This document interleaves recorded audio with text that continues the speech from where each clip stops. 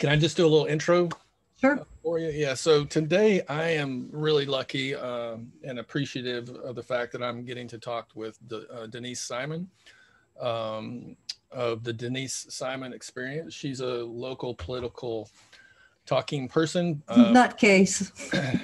Well, we all are in these days, right? She also has a blog called thefounderscode.com, right? Yeah. Yes, And I think you have a regular show on 92.1, I do.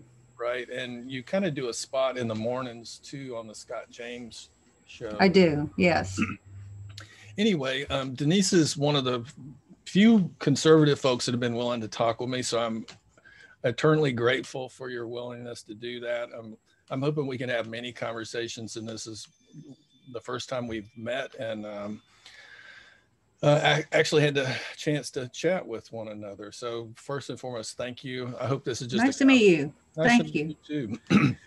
So can we just talk about who we are and where you're from? And Sure. I'll help you with that a little bit. I've kind of lived all over the country. I am presently in Florida on the West Coast. I'm retired from the international telecommunications industry. I've been out of it for a very long time, but it's still very, very dear to my heart. So I pay a lot of attention to all technology still to this day when it comes to telecom, especially on 5G and its competitors. I was always pretty much interested in current events and issues, politics, if you will.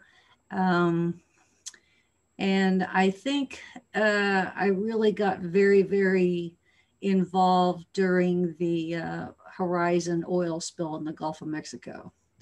So I have been, that was a long time ago now, but since that point, I have paid an awful lot of attention, probably giving it 8-10 hours a day of my life wow. And that's when I'm not playing tennis.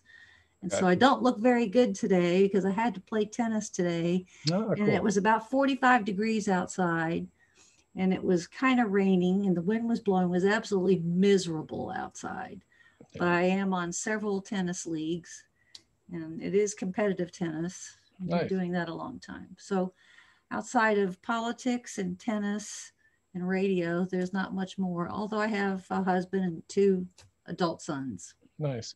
Did you, with the Gulf Horizon thing, like, how did that kind of politicize you? Was it because you're a Florida resident on the west coast of the Gulf? And I saw a lot of corruption that was beginning to happen, including in the state of Florida, because people were applying for money from BP, that entities and governments, saying that they had experienced significant consequences or damage, and they didn't. Been impacted. Yeah, and I mean there was some, but So, and I think my father happened to be in the petroleum business all of his life, so I knew a little bit about the oil business, kind of by paying attention. So there was a lot for me to gravitate to. So where were you born? What are we talking? Born in New York. Okay. Upper state or? No, Queens. Okay. The city. Well, I was, I'll tell you a story. At the time, it was a naval air base, and it used to be an old country club called St. Albans Naval Air Hospital.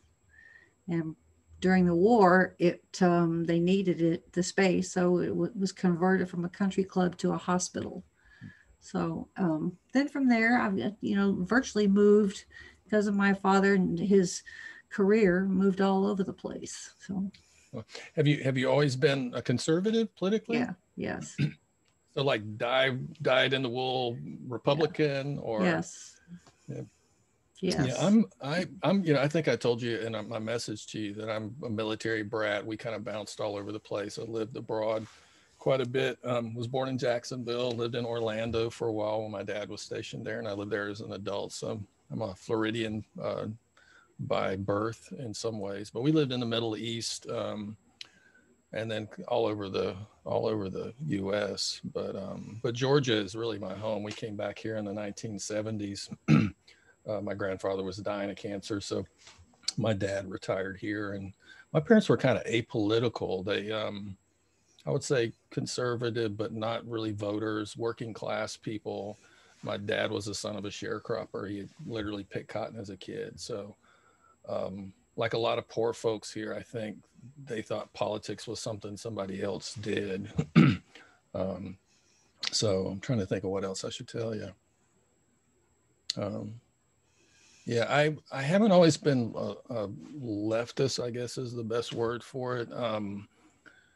I was a missionary in the Philippines, and that experience, getting to see kind of how other people viewed our country, particularly during the Marcos regime, particularly Filipinos, was kind of enlightening. And I think that's, well, that and growing up in the segregated South, right? I mean, I think sometimes we're political, even though we don't know it, particularly around social issues, you know. And so trying to make sense out of going to a church where I was told everybody should love each other, but we really didn't do that in our community and in our family. But so, you know, I didn't really get politicized probably into my early 20s. But I also don't always see politics as just voting, in all honesty. Correct. Yeah. So when you think of like liberals, and I hope I was clear about why I created this silly little podcast. I've reached out to Scott and Steve Nichols and a variety of guest hosts and tried to have conversations with folks, and they don't seem real interested in doing that. So I thought, given the technology we have today, maybe if I created something where we could have a dialogue, it might be useful and constructive.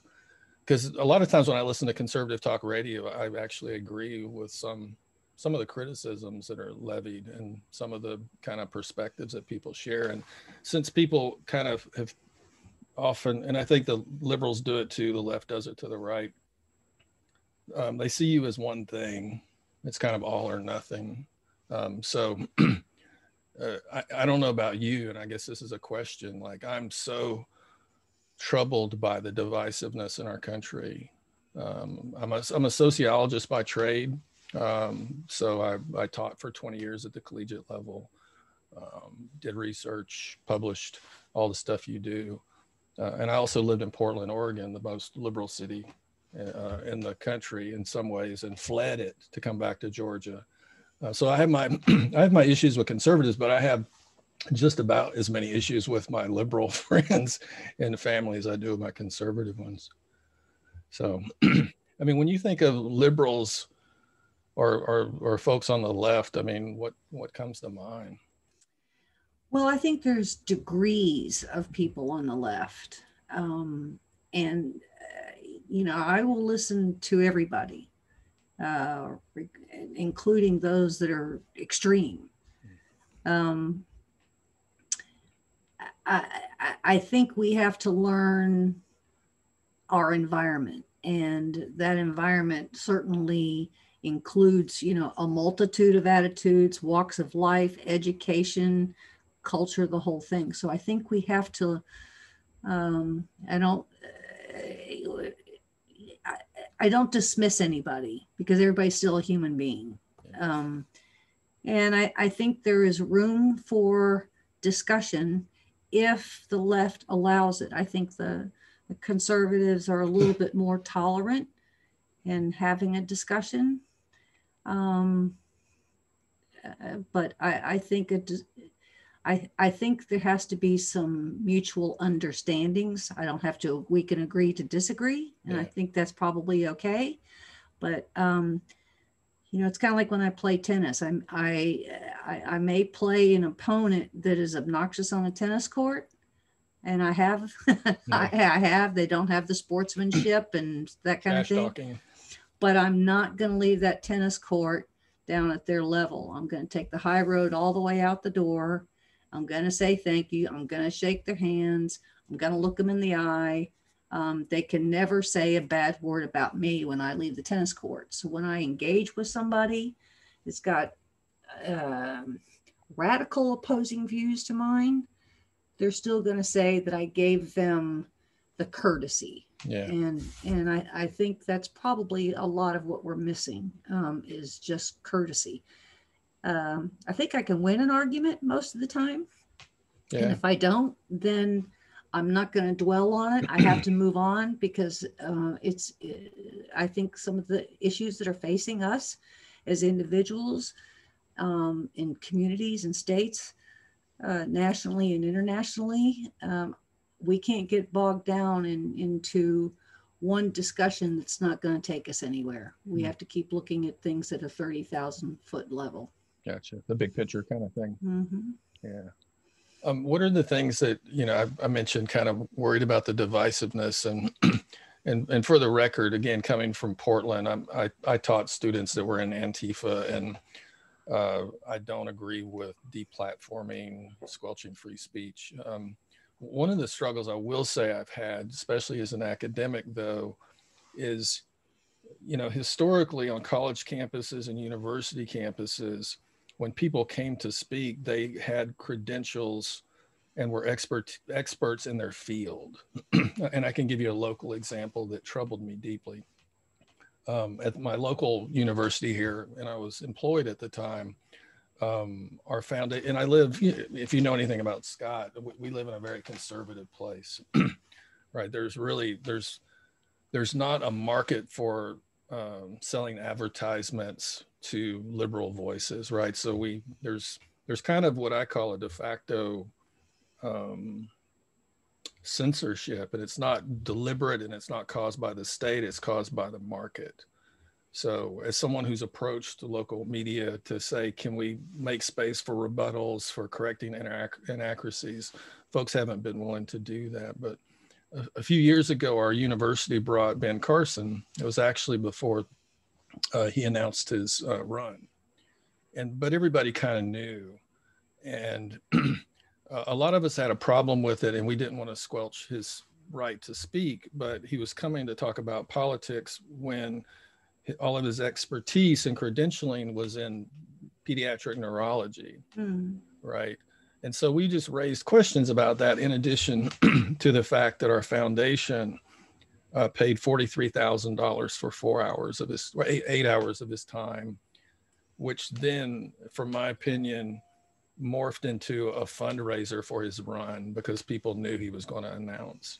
All done on a state campus, all done on a, and I wouldn't say our school is liberal, but a lot of people accused us of trying to squelch his speech, and that wasn't really the case. And I don't know when the academy became this place where everybody expects to come air opinions that aren't credentialed or don't have experience in certain areas. Does that make any sense? Yep. Yeah. And at the same time, I think you're right. Some of my students in Portland, we fought over this quite a bit. The silencing of voices, cancel culture, and all that kind of stuff, I don't think is constructive at all. And it doesn't get us in a new place. Are you concerned about the division and the polarization?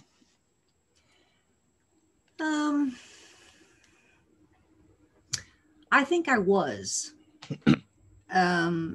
I think I have accepted that it's here, and I don't believe that there's any person or activity that's going to offer any kind of real remedy. I think it's almost like we've got many factions, not just two factions, but I think we've got many factions that are somewhere between mourning and anger.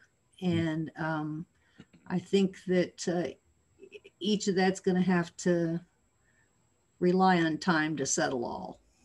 Are you talking about conservatives in terms of anger? Both sides. Yeah. So do you think liberals, and for the record, I didn't vote for Joe Biden. I just couldn't do it. But so are you talking about kind of anti-Trump sentiment and the fact that people? Well, I mean, you've got the left, and they've got reasons to be angry. They tell us what they are, and I hear them. I don't necessarily agree with them. And they're going to be mad at the Republicans and the conservatives and the libertarians and even some independents for a long time. Conversely, all of those that I just named are going to be angry at the left. So we are a warring, divided, fractured nation. And I don't believe that, there's going to be any single event or people calling for unity or to come together that's going to fix that. I think that we're going to be this way it's a reality as far as I'm concerned. I think we're going to be this way a long time. Are you suggesting that we're headed down the path of Yugoslavia, Soviet Union? Well, I don't think today's our worst day. I think we're going to have the worst is still to come. Yeah. And I don't know what that is. Yeah, I agree with you. What are folks angry about, I guess, and from your estimation? I can't, it would be reckless of me to speak for others. I can only necessarily repeat what they say. Yeah, how true that is or where it is on their ranking priority is not for me to judge. But I think the left is mostly concerned about the criminal justice system. At least that's what they tell us. I think that they have framed everything around racism, which I think is kind of a false argument, because as soon as they call somebody else a racist, where do you go from there in the discussion? You end up defending yourself, and once you start doing that, you're backing yourself into a corner. Yeah. As far as the Republicans and the conservatives, even some libertarians are concerned, there's kind of an old cliche, is get out of my house. I want government out of my house. I think people need to be self-reliant. And once there is a real sense and real functional self-reliance by an individual, then it goes to the family, and then it goes to a community and whatnot. All of a sudden, we don't need government to tell us how to think, how to behave, how to live, where to live, how much is going to, telling us how much. I'll give you, for instance, I moved here from Georgia, Atlanta, the Atlanta area. And in order to do any kind of improvements to the inside of your house or the outside of your house, if they weren't terribly major, you didn't need a permit. You just went to Home Depot or Lowe's and you bought what you needed, and you hired some guy, or you did it yourself. Down here in the state of Florida, you can't do that. You have to get a permit for everything. To replace a water heater, you have to get a permit. Well, I had 3 sizable pine trees in my backyard that had clearly died from some kind of beetle, something or other. They died pretty fast. So I called a tree guy and I said, I need for you to come cut these down. And what do you charge? And he told me, he said, but I can't do anything until you get a permit. I said, wait, really? He said, no, you have to have a permit. So I go over here to the county and I have to pay $25 a tree for the permit. So I pay them $25 and they come out and inspect my 3 trees in question and approve. They can deny or approve. It's my tree that I bought, but I bought the house on my land. Who is the county to tell me what I need to do with these 3 dead trees? Yeah. So I'm self-reliant. I could have called some guy, which I did, have him cut it. I didn't need my county to tell me and then force me to pay to, maintain the health and safety of my own living quarters. I got you. Yeah, in Portland, it's the same situation.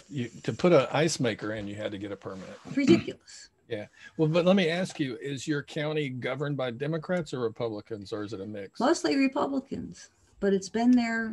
I think these things have been there for a very long time. Well, see, this is one of those things, Denise, that would confuse me if, because when I think of conservatives, I think of small government, significant military spending, pro-life, pro-capital punishment, and I know everybody doesn't fit each of these boxes, right?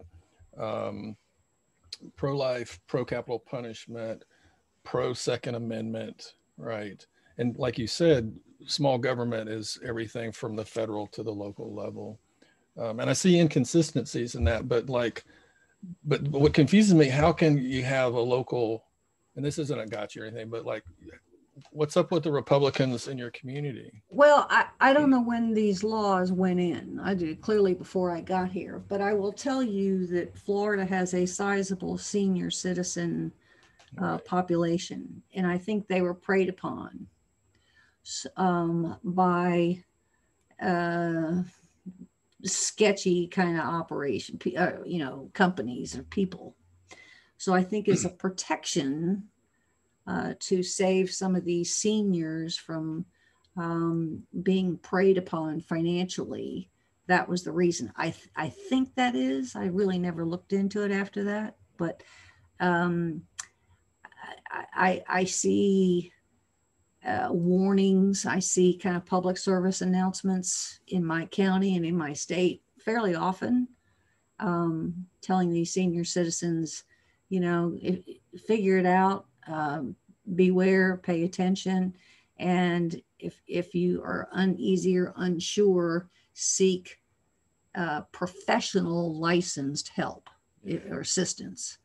In terms of like, are we talking in terms of like contractors and or even banking, or the people that call them up on these telemarketing calls and try and sell them all kinds of things. So I think that was the motivation within the counties in the state of Florida, but I can't be sure. But that's well, when I lived in Florida, I used to, when in Orlando, I drove heavy equipment, and the environmental regulations in a Republican controlled state, which I can understand given kind of ecotourism, right? It's Florida, but tons and tons of restrictions on cutting trees, replacing trees, the whole 9 yards.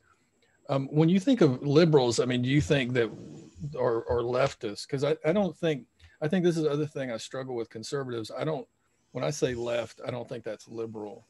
I think it's, kind of left of liberal in a way.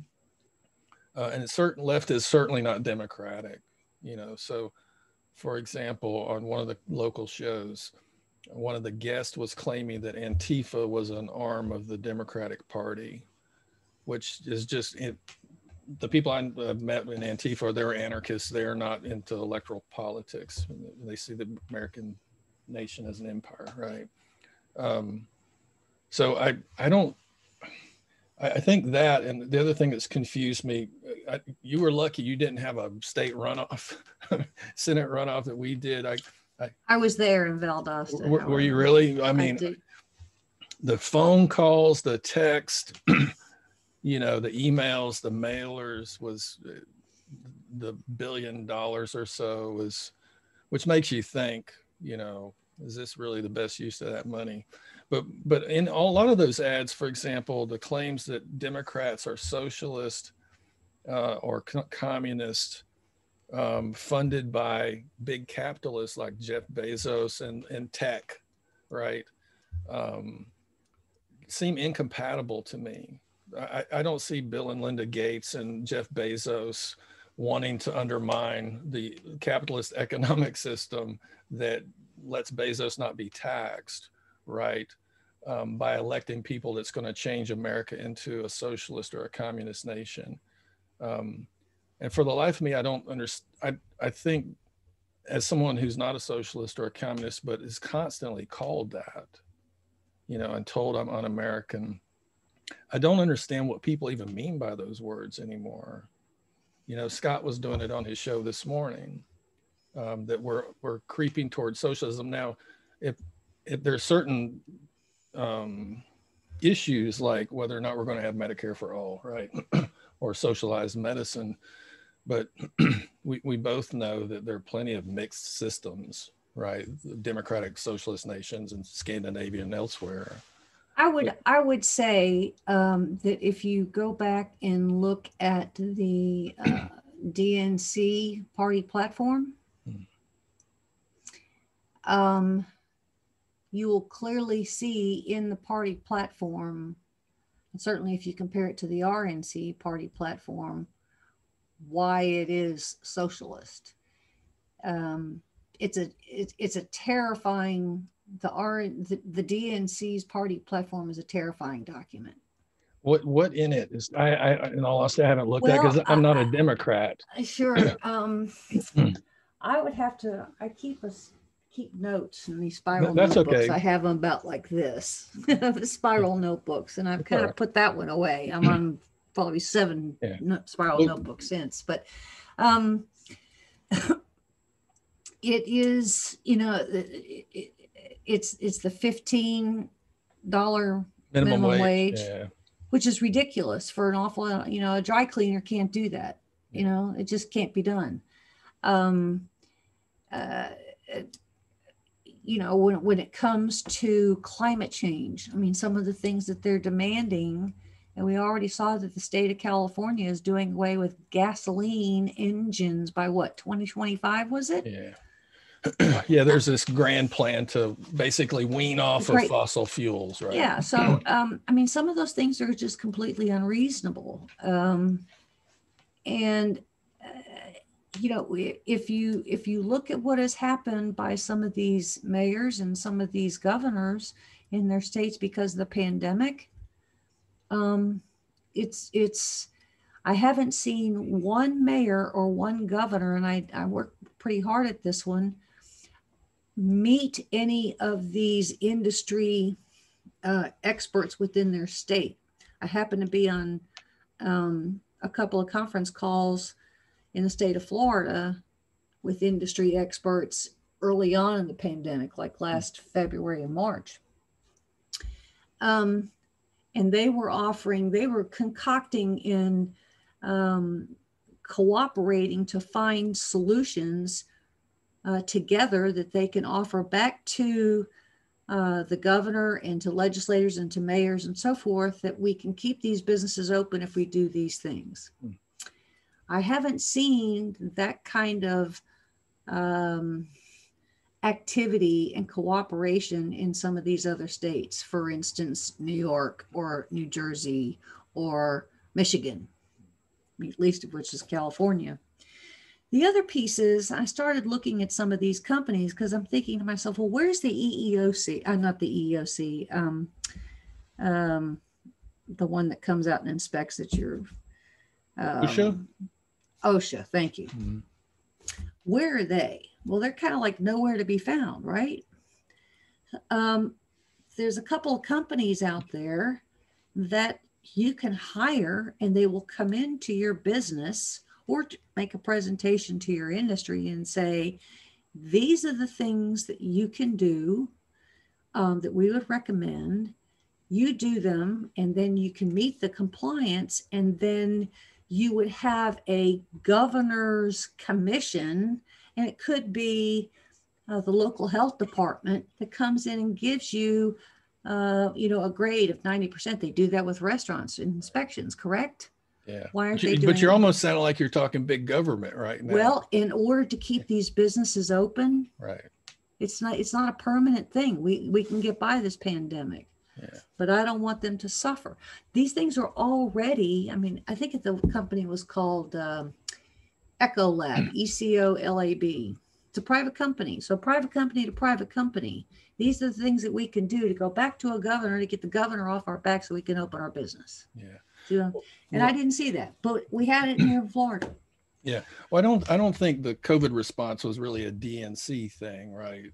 No, but right. I'm saying, but those kinds of things, if you listen to Biden, he was perfectly happy to kind of keep things status quo until, even with Fauci, until through 2021.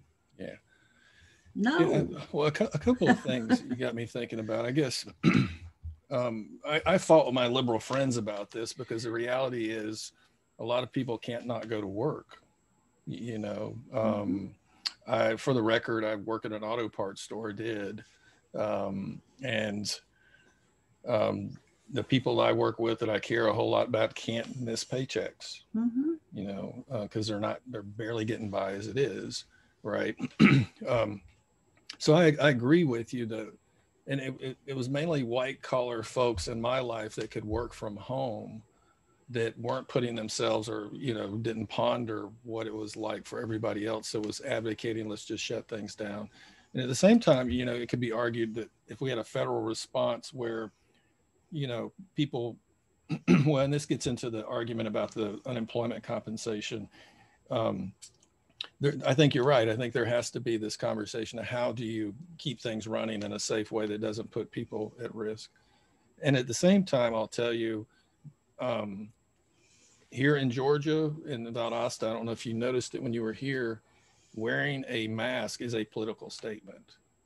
Among the 50 people that I worked with at 2 different locations, no one wore a mask, even after people showed up as positive. Nobody got tested after those people showed up as positive. And all of that got kind of couched in a choice argument that I could choose to go to that job or not, right? I don't really think it's a choice if you have to kind of pay your bills. So I think you're right. On the other hand, kind of free reign, and it saddens me to think that we're so individualistic that that wearing a mask is inconvenient. And I get the inconsistencies on the mask messaging, right? You know, as far as the minimum wage issue, the thing I always think about is there's so many great questions about, is that going to cause inflation, right? Is the cost just going to be passed down to the consumer if we have to pay labor more, right? I also think we have to recognize that we live in a country where the state, not the market, that had to be, you know, the market had to be forced to pay a minimum wage. And it's true. We had a labor movement, right? The market had to be forced by the state to create labor laws, a minimum wage, so we couldn't work children, a 40-hour work week. OSHA had to be created because workers were being killed. So all of that was legislated away. No, I'm not saying that. I'm not saying that at all. But this is one of the things I got in trouble with my liberal friends because I sent them census data for the Trump 4 years, right? His term. And the truth of the matter is poverty went down and median income went up. Now, it was on that trajectory before, so Democrats and Republicans want to argue about whether he inherited the curve, right? But at the same time, and as unemployment goes down, we don't talk about underemployment. The fact that plenty of people, and we just talked about this, plenty of people I worked with are working full time and not making a livable wage.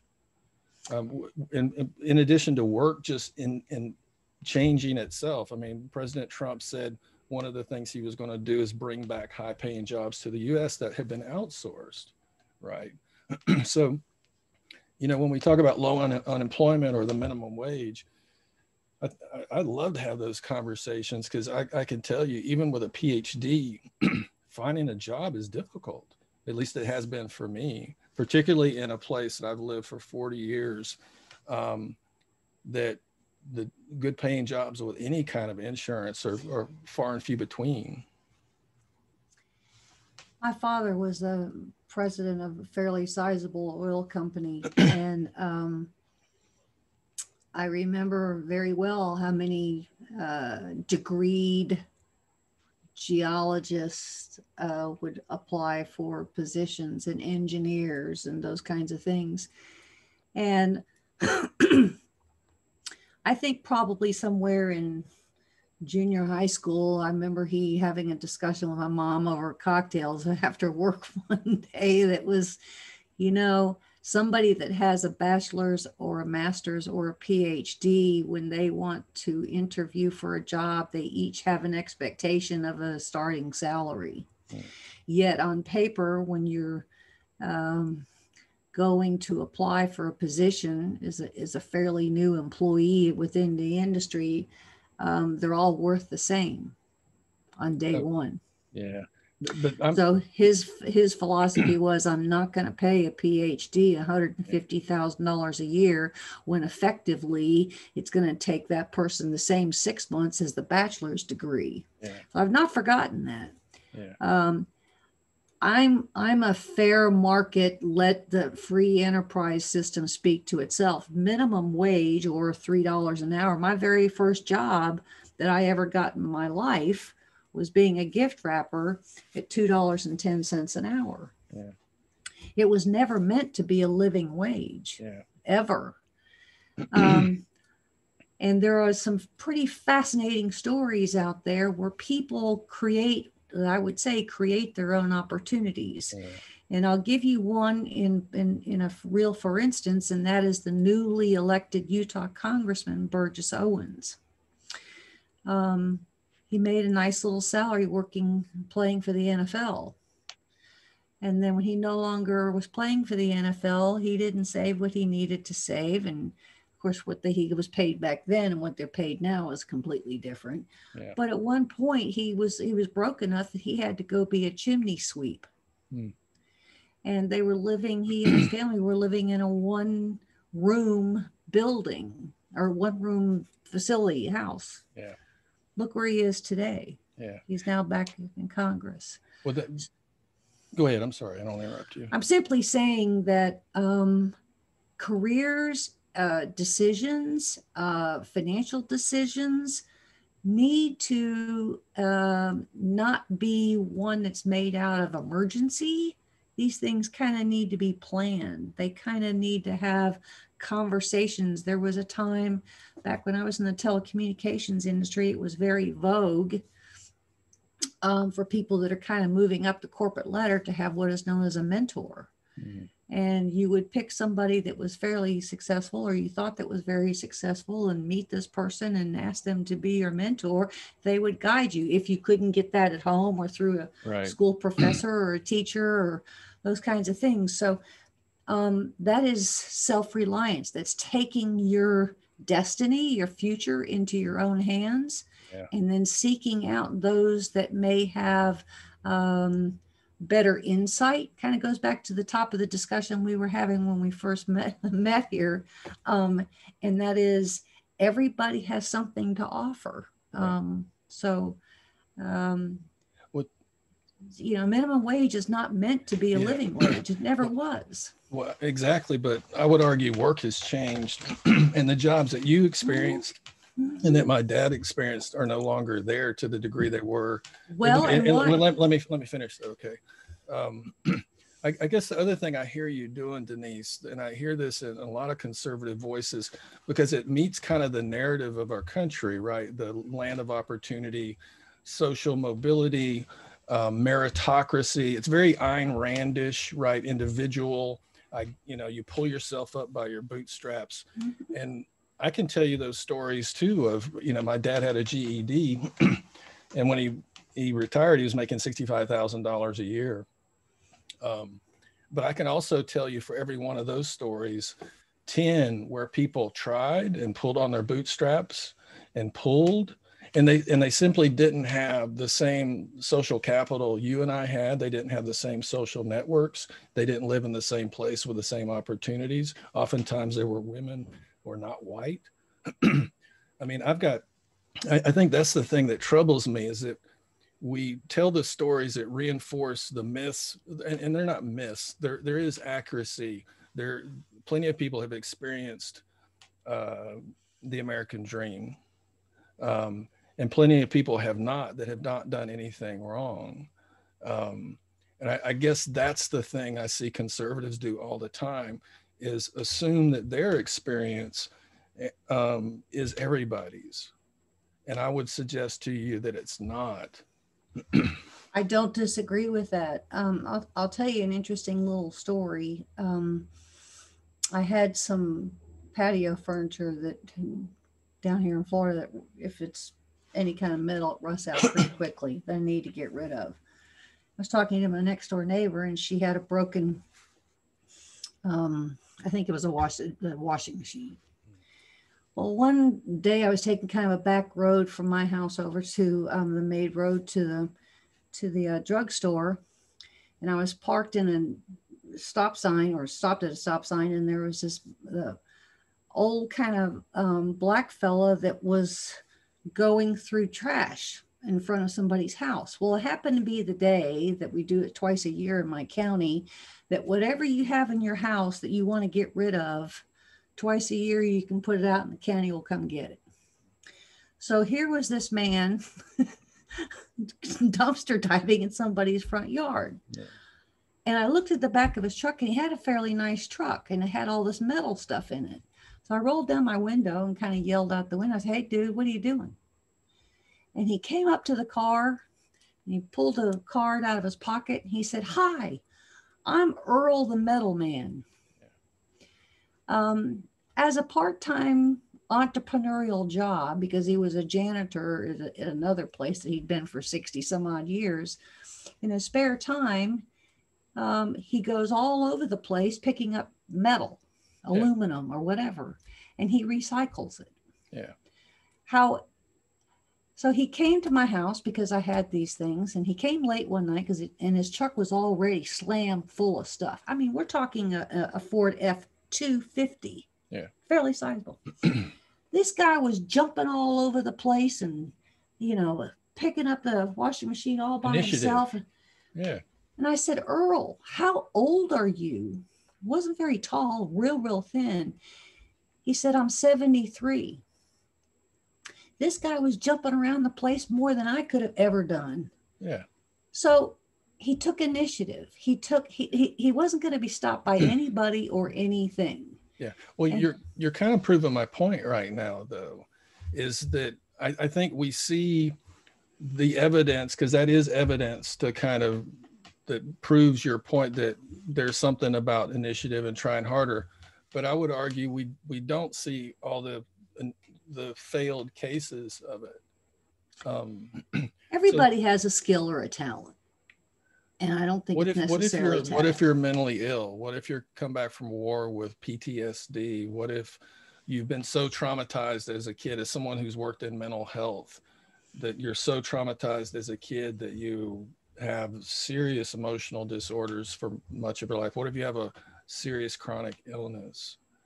I think there's a variety of things that get in people's way to be productive citizens. Well, way back in Atlanta, one of my friends was a former defensive lineman for the Atlanta Falcons. He just recently died, by the way, by the name of Tommy Novus. Mm.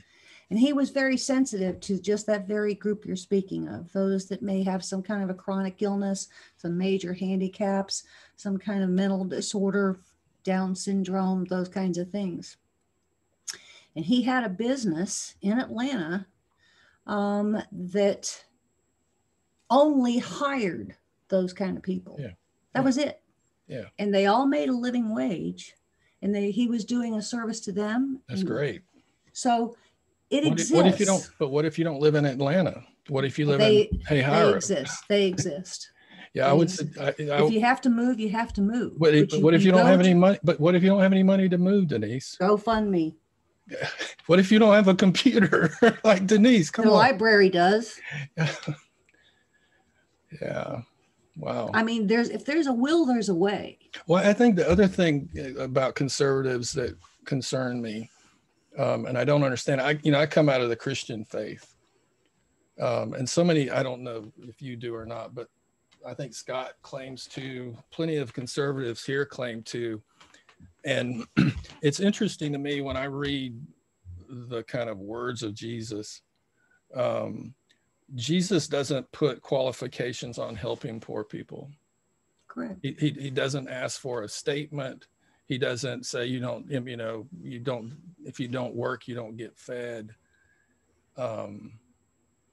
So I don't know how that translates for the conservatives in your life. Because my experience with conservatives, there's this anger that somebody's getting something that I'm not, you know, and it's not fair, or maybe saw that.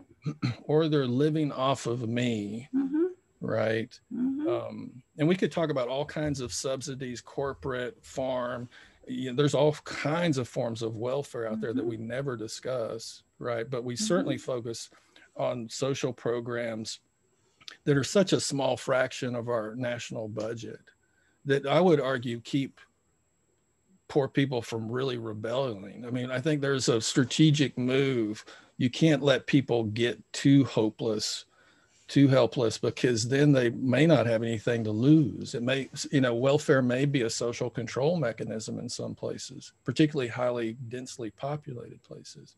So a couple of things. I just don't understand the concern that conservatives have that somebody's getting something I'm not. And there's almost a resentment in it that, well, damn it, I had to do all this. You should too.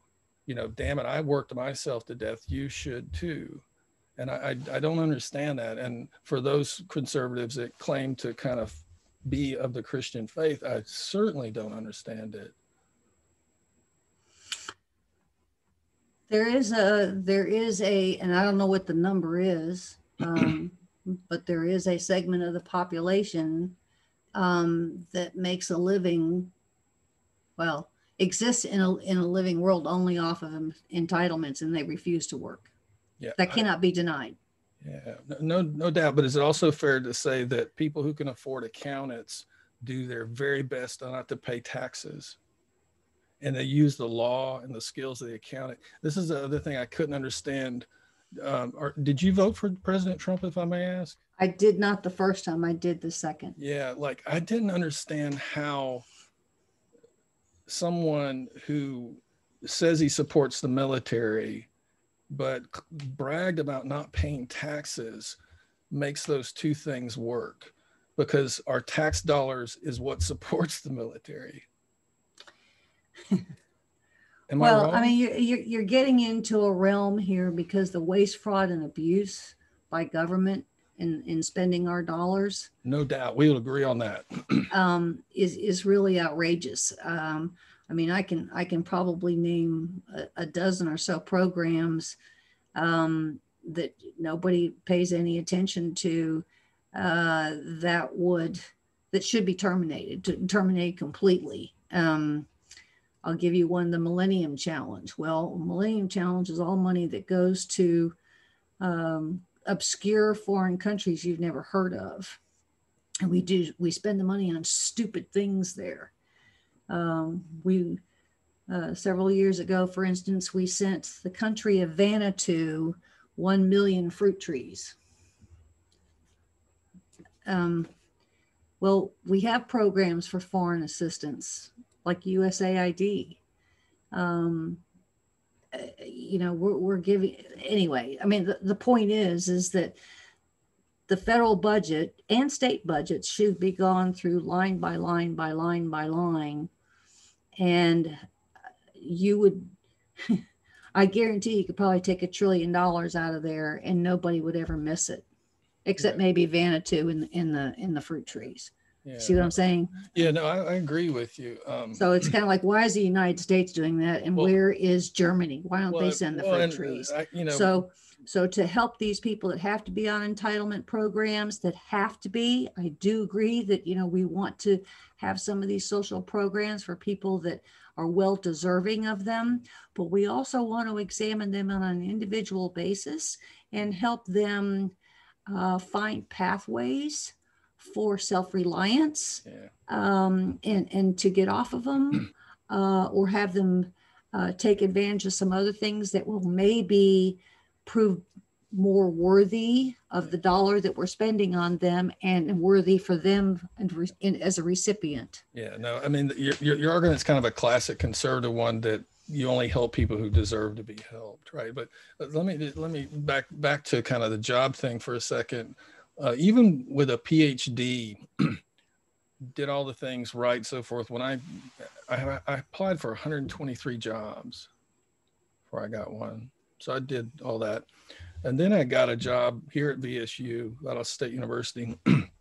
And I didn't get a raise for 6 years. I was asked to do more work every year. I was making like $45,000 gross with a PhD, with years and years and years of experience researching and teaching. And then when I resigned that position, because it was clearly going nowhere, and I started adjuncting in 2014, I was being paid the same amount that I was in 2005. Now I can hear conservative friends of mine folks, well, go find a job somewhere else, right? Just move. Didn't have the money, but it's also interesting that there are these larger structural things, like, for example, universities, just like corporations and businesses and manufacturers, are seeking cheap labor. So the last school I taught at, 80% of the faculty were part-time, and they didn't have benefits. Actually, they did have some benefits, right? And you could see the number of full-time, good-paying jobs decreasing as kind of basically the internal outsourcing was increasing.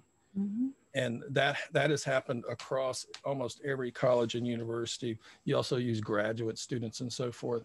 Mm-hmm. So I just say all of that because, I think reducing things down to the individual level doesn't do something that you said we should do earlier. It doesn't look at the individual from 30,000 feet up.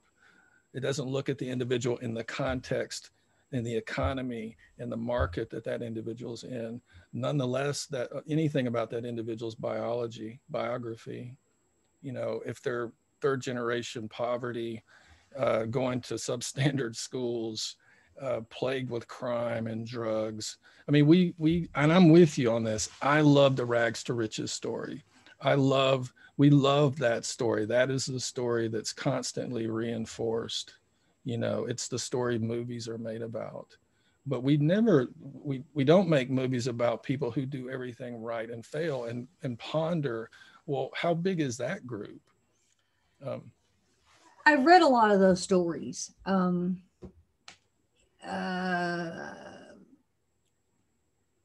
There's something that kind of pops up on my computer every time I sign on the Mac here, and some of them catch my eye. And I was read a story about a woman in Atlanta, in a suburb of Atlanta, 2 kids, single mom. And I'm going to kind of be brief on this, but she was renting a house. Something went wrong. Her landlord didn't care about it. So she tried to save some money. Something significant went wrong. I think it was electrical. So she called out somebody to take a look at it and said, or I think she called the health department or somebody on the landlord, and they condemned the house. So now she's out of a place to live. Now what? So I do understand that painful condition that is out there. And she went to live with her mom, and her mom couldn't, I can't have all these people in my house. My house is like in, 2-bedroom, a 2-room house itself. Yeah. She had a job, I think, as a kind of a first line nurse. Then she had issues with trying to have somebody watch her kids, God's taken them to school. The car breaks down. I mean, I get all that. I absolutely get all of that. So I'm not making excuses for the conservative view on them. I do recognize that there's people out there in real plight. But I would also say that there are hundreds and hundreds of solutions. And I think the solutions ought to be in the private marketplace, where community and churches and boys clubs and those kinds of things ought to be taking it over, and not government. Well, that's a classic conservative argument too, kind of the market will fix everything. I didn't say fix it. Okay. But I didn't say fix it. Okay. but the idea of privatizing, for example, education, or, because the argument's the cream will rise to the crop if we have fair competition. But can I ask you a different question? Like, so my mom was a nurse her whole adult life. She lives alone up until she's 80. She can no longer live alone. I'm working full time, scraping out a living. Cannot stop working to take care of her, so I have to put her in a nursing home. The nursing home is $6,000 a month. Mm-hmm. In order to get any assistance, she has to liquidate her assets because she can't have any money in the bank. Mm-hmm. And then she spends the last 3 years of her life there. That's a great situation. And, I've got family members that don't help, and, just the human. I hear that story probably twice a day. Yeah. Right. Down here, especially. How does one lift oneself out of that situation? I don't have an answer. I don't have an answer for everything. And that's clearly one of them. I think that the condition of senior citizens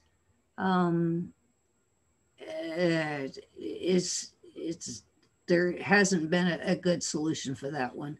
I hear those stories. I don't have any parents anymore, so I'm going to be one of those hopefully at some point in my life. In fact, when my kids were here for Christmas, I said, one of you is going to have to be prepared to take care of me. I'm just telling you that. But well, I encourage you to come up with a plan for them, because my mother would never have that conversation, right? And then we didn't know what she wanted, right? And then decisions got made that were just because of medical needs, and then she resented us for it. But it was this really weird catch-22, and she died bitter. Yes, I've seen that. Yeah. Well, and I think that, that's another problem leftists have with our country, not all, but people, especially, just hear me out, the elderly are disposable because we judge people only if they're productive. The elderly are constantly, discriminated against, seen as, and portrayed in movies as non-thinking children who don't still have something to contribute to society.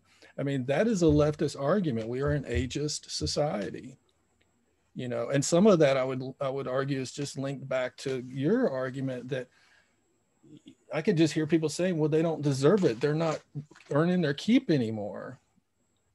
Well, again, as I said to you earlier, I can't speak for everybody and never would. I think that would be reckless and selfish on my part. But I will say this, I often think of the Veterans Administration. We got an awful lot of veterans where I am. Yeah. That budget on an annual basis is colossal. And we went through a couple of years ago, we went through just how badly run the VA system had been for years. In fact, I was part of a team that was advising Trump early on in his administration about the VA. So I had done a lot of interviews with employees at the VA to get the real truth. But if the VA was doing everything the right way, government run, then why would we need all of these other veterans organizations that seem to do a better job? Yeah.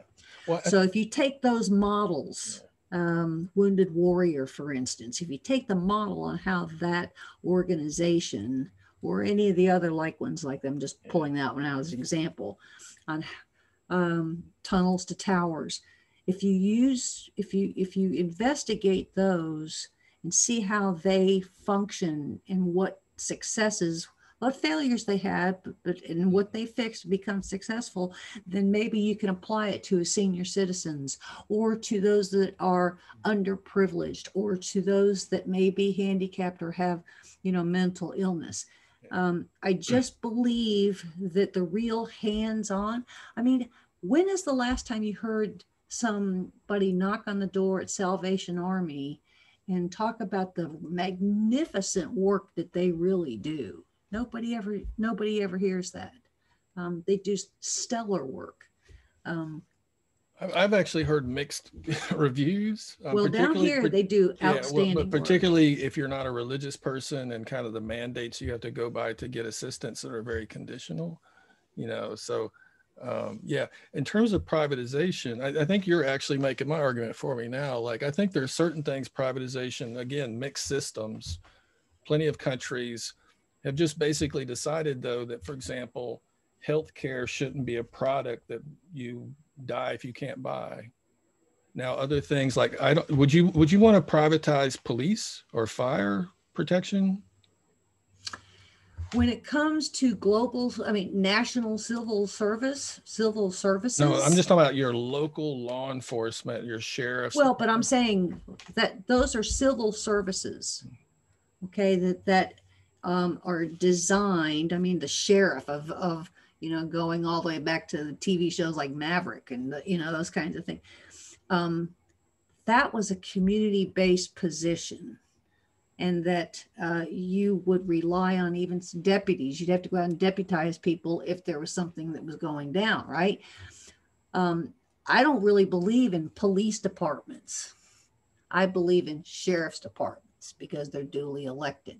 When do we go from having a peace officer to all of this other kind of law enforcement thing? You see what I'm saying? Yeah. It's such a redundancy.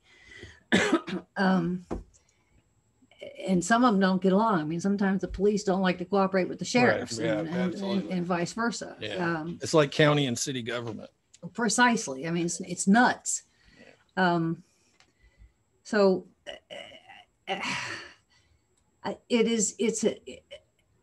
government isn't designed, federal, state, and local government is not designed to be benevolent. It's designed to be bare bones, cut and dry. This is what it takes to manage roads, schools, whatever, fundamental infrastructure civil society is requiring. Everything else should be in the private realm or in the voluntary benevolent foundation kind of realm. Well, you're kind of a like Reagan Republican, Maggie Thatcher, the government. I might be. well, no, I mean, they kind of were arguing that the government is the problem. It is the problem. It is. There's no argument as I see it. It is the problem. Yeah. I mean, the bureaucracy, when the early successes of the Trump administration, and I'm not all pro-Trump. I mean, it was a pain in my neck for a long time. But let me say this. For him to look at regulations and say, if you want to put a regulation in, you got to take 3 out. And when that happened, that's when business exploded. Why would an entrepreneur that wants to open up a restaurant in my county have to jump through 90 days worth of hoops, all these monies, permits, this and that, inspections and all these other kinds of things, only to be said, well, we need this now, we need this, and now we need this. I've heard this a couple of times from people right here in my little town. If you want to open a restaurant in my little city where I live, don't do it. Go over there, 300 yards, and it's not quite as hard because the bureaucracy, it's stupid. But you would want some regulation. So I don't disagree. Right. Okay. I just want to make sure the industries are the best industries police themselves. I could not disagree with you more. I've worked with so many companies that. Well, let me say this. I'll kind of take that back. Back when I was in the telecommunications industries that I worked with, and many of them telecommunications and then broadcasting and so forth, they were very good, especially the lobbyists and especially some of their associations. They were very good at policing themselves. I can't speak for that today. I've been retired a long time. So maybe I can take some of that retired? Back. Oh God. Let's see, 2000, probably 1994. Gotcha. Long time. Yeah. Do you miss it? I do. I feel like since 1994 to today, there's a whole bunch of knowledge and things that have happened and technologies and all that I've missed. And I don't like. It seems like you're on top of it. The fact that we're sitting here having this conversation, you've got a blog, Which No, I mean, seriously. Thank you. I try. I'm still trying to get my husband to learn how to do streaming devices on the TV. I've had three or four training classes with them on what, Amazon Fire is or Roku, and he can't get it.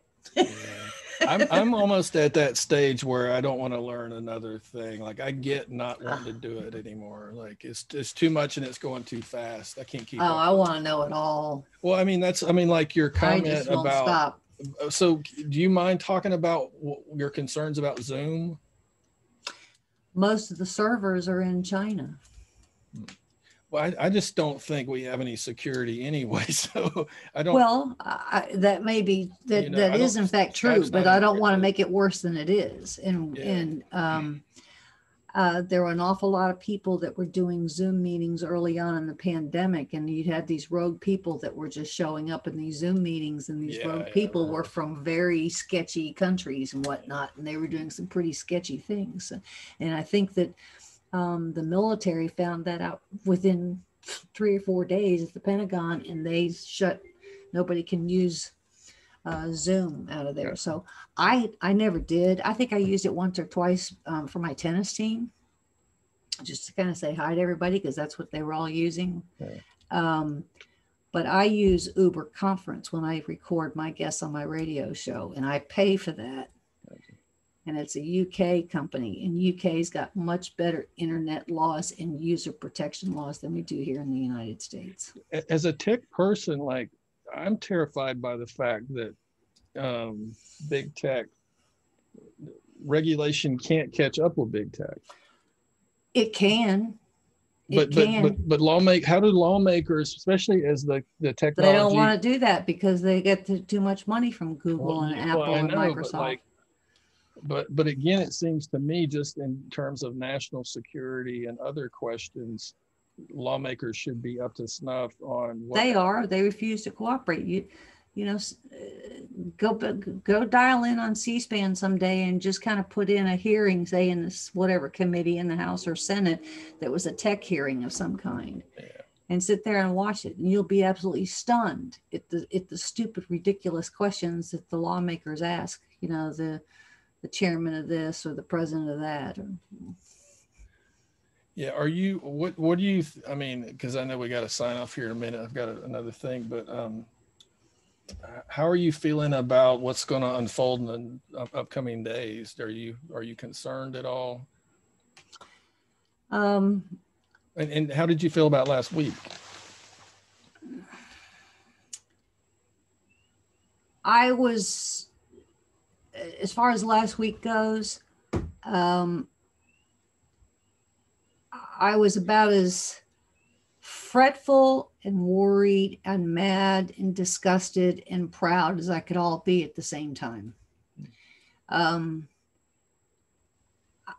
know an awful lot of people that went there for all the right reasons.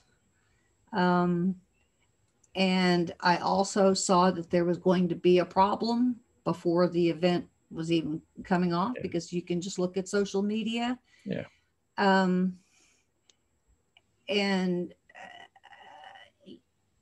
you know, it's not so much that so my older son actually went, and it wasn't so much that you love Trump or like Trump. It's the doctrine that he had. It's the policies. His I would say his behaviors and his body language. And I mean, he made it easy for a lot of people to hate him. Yeah, he's an easy target, right? He's an easy target. But when you look at an awful lot of the things that he was trying to do in his term, you know, he did remarkable things getting the in Operation Warp Speed. I mean, that was a remarkable feat. But can I ask about that? Mm-hmm. Like, well, when I talk to Trump supporters here, nobody can tell me his policy. Well, there's two things. Like I get that might be what drew you to him. I meet a whole lot of people that the policy is almost irrelevant. It's the man and the bravado.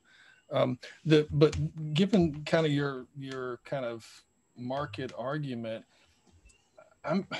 it seems to me that capitalism gets credit for the development of the vaccine, the profit motive of what it, if I were Pfizer and we had a global pandemic, I would be hiring every scientist, chemist. You know what I mean? I'm not sure why folks feel like Trump should get the credit for that R&D work. Do you know what I mean? I'm not giving him credit for the R&D work. Yeah. I'm giving him credit for getting the CDC and the FDA's bureaucracy out of the way that it came to market faster. Gotcha. I know, if you know, a typical pharmaceutical drug, a new drug, and I can't tell you how many doctors and virologists and experts that I interviewed during the height of the pandemic. Right. But a typical prescription skin cream will take 5 years. Yeah, it's ridiculous. Yeah. See, so he gets credit for getting that stuff out of the way. Yeah. The vaccine itself, for the most part, was pretty well developed, going back all the way to SARS. That's why it happened so fast, because all they did was go back to the files and pull all that back out again, and looked at the new virology or the new makeup of this particular. So it wasn't. Coronavirus. There's 5,100 strains out there of coronavirus. So he gets credit for mobilizing, I would say, the top people of these corporations and the military, and say, hey, what is it going to take? What do you need me to do? We need this to market. Yeah. Do I need to pull these people out of the way and these people out of the way? And okay, we'll do it. Is the criticism that he ignored it fair? I don't think he ignored it at all. Okay. I just wanted to get can we go back to Washington for just a second though? So you said you were both proud and angry, and what made you angry? What made you proud about last Wednesday? Washington, D.C., for all the stupidness in the federal government, Washington, D.C., the real estate itself, there's reverence and there's history that needs to be. Well, yeah. Anything inside the Beltway, when it's the Lincoln Monument, the Washington Monument, the reflecting pool, the Capitol building, the Smithsonian, whatever it is, those things have some remarkable histories to them, and they ought to be respected. A lot of people in Washington, D.C. I have zero respect for, but that doesn't mean I don't give them courtesy. And there were an awful lot of people that went to hear Trump. Some people just love Trump because he's Trump, and I get that. Yeah. I'm not one of those. I am more connected to the doctrine of business and free enterprise, and right. The what he did for deregulation and faith and churches and all other all other things.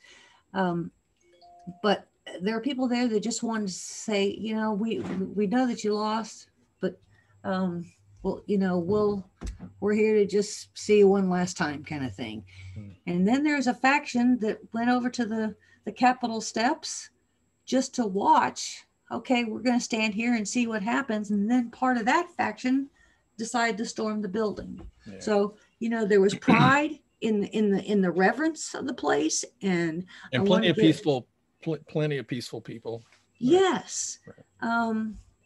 And I was happy for those people. I was happy to see, people that wanted to go and give some kind of support to an administration that from day one, even prior to day one, was under full-blown assault.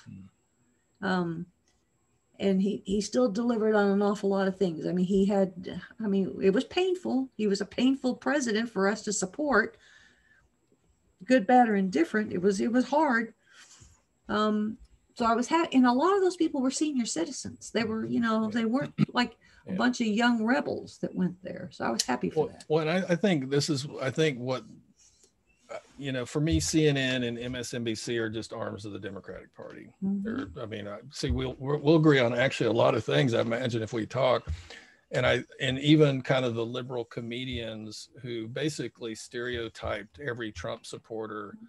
And at the same time, I think there were thousands of people there that didn't do anything wrong, right? They were peaceful, exercising their right to protest. And a lot of them weren't protesting.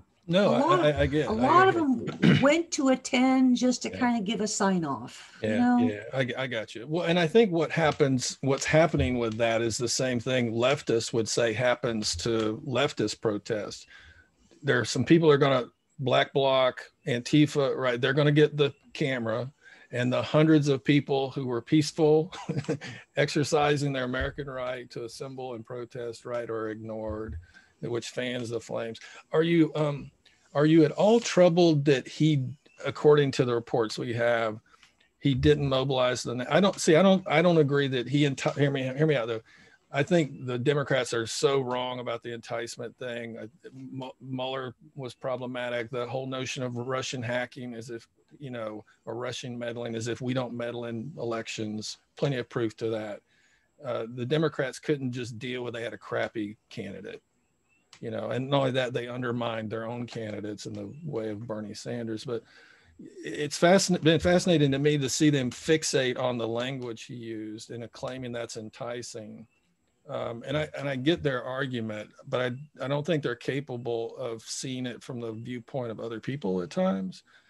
My concern, though, according to reports, is he knew the Capitol was under siege with Republicans and Democrats in it and the vice president, who were all, again, this is just what we get from the press, right? Who were all at risk of being harmed, and he didn't do anything. That to me is the kind of deal breaker that they're not even discussing at length.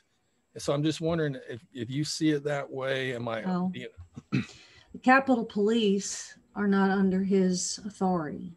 Capitol Police are under what is known as a congressional board that is actually reports to Zoe Lofgren, a congresswoman, and gives a report to Nancy Pelosi every day. The Capitol Police has a budget of $430 million a year with 2,200 employees, and they are there to coordinate with the FBI, with the U.S. Secret Service, with diplomatic security, because there are an awful lot of dignitaries that go into that building every day.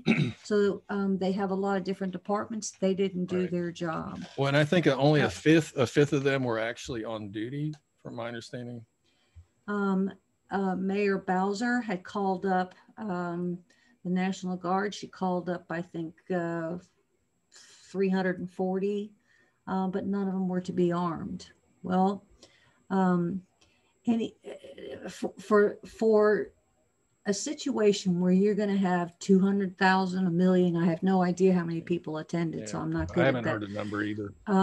But for them not to have a security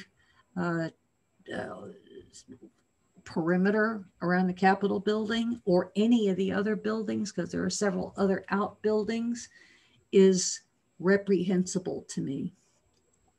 All you had to do, and I saw it, a lot of people planning some and talking crazy stuff before they went. Yeah. So you prepare for that, and they didn't do it. Yeah. So he's not culpable at all. He's not. He's not.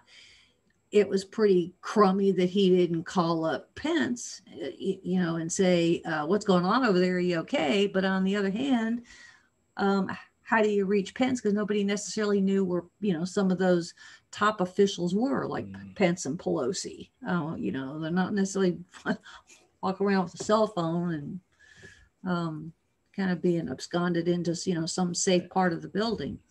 But that's not in his authority. Yeah. But the Pentagon offered more National Guard or other types of security, and it was turned down not once, not twice, but 3 times by the Capitol Police. Yeah, because it wasn't. The reports I heard was that Mike Pence actually called up the National Guard. Is that not true? He and Pelosi, when the thing were going down, they were in some type of a room, and they actually called over to the Pentagon together and said, this is what's happening. We need some help. But that call never should have had to have happened if preparations. I mean, if you go to so the blame is on the front end. It's not absolutely. Okay. Look, if you have a UN General Assembly meeting in New York City, do you have any kind of clue of the the preparations for the Super Bowl? Yeah. As soon as the Super Bowl happens, the preparations are already. Yeah. Well, again, I don't want to keep you too long because we said we'd do this for an hour, but what did you think about, like, because the other thing is happening in the media, and I agree with it, that, well, and the question I have is, have law enforcement, military been compromised in some regards? Because, many of us who've done a lot of racial justice work saw that. And again, I've worked with Black families who've had their children killed by the police for next to nothing. I worked to get a guy out of prison in North Carolina who got 2 life sentences for burglary in a plea bargain, nonviolent, had done 12 years when I met him. We got him out. But what did you think about the criticism that if that would have been Black Lives Matter or some other kind of racial justice group, that the police response? It's a ridiculous argument. Why is it ridiculous? Because, I mean, look what was going on last year and the year before with Antifa and Black Lives Matter. Let's just start with the George Floyd protest that burned down Minneapolis. Yeah, well, that's kind of an exaggeration. Minneapolis is still standing. No, it is. I talked to people, my friends in Portland today. Conservatives say this like the cities have been leveled. Portland and Minneapolis. I didn't say leveled, but I mean, there are there are big parts of Minneapolis that are burned down. Right. When you and I are old enough to remember Watts and LA, this is, we keep going through this because you have high concentrations of poverty, these powder kegs, they get pushed over and people destroy stuff. That's just what happens. And I want to be really careful that Antifa is not BLM. I mean, I've participated. I didn't say that. Yeah, no, I know, but people that listen to this, they're not the same things, right? Agreed. Well, and I thought we just also agree that it's the violence that makes the television, right? Whether it's it bleeds, it leads. Well, that, and I guess there is a qualitative difference between, for me anyway, setting Walgreens on fire, a corporate store in your neighborhood that's not owned locally. I'm not justifying any property damage. That's a little bit different than having a back the blue flag and killing a cop and beating cops. Like, and not only that, attacking the heart of American government, literally basically staging some sort of either organized or disorganized insurrection. Like, I think we're comparing apples and oranges. Correct. I don't understand how people equate those things. Because I agree with you. Yeah. My son in Atlanta lives about 1.5 miles from the Wendy's that is no longer standing because they burned it down. Yeah. As a consequence, he happens to be in the zone where the police precinct was attacked and it was abandoned. So he is still to this day, in a very lawless area of downtown Atlanta. Yeah.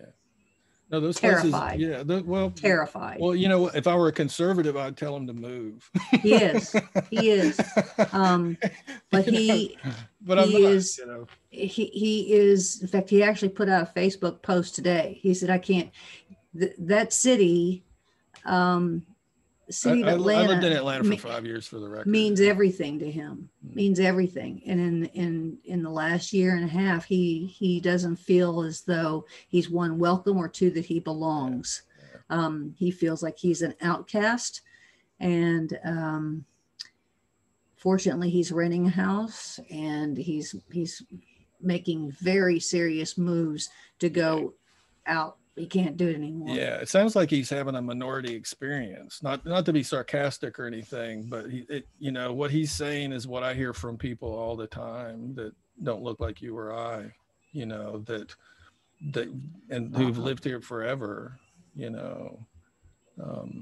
But I'm glad he's going to be able to get out. Can we do this again sometime? Glad to. Nice to meet you. Thanks for having me. No, thank you. And I really do appreciate it. And thank I hope I didn't offend you in any way. I know. I used to be a big tennis player too, so we got to talk about tennis one time. I played in high school, and my coach had played in junior Wimbledon, and I don't follow it too much anymore, but I have always been a fan. So I'm glad you're out there. Thank you. Is there a league or? So several of them. You strike me as somebody who's probably pretty competitive. I wasn't today.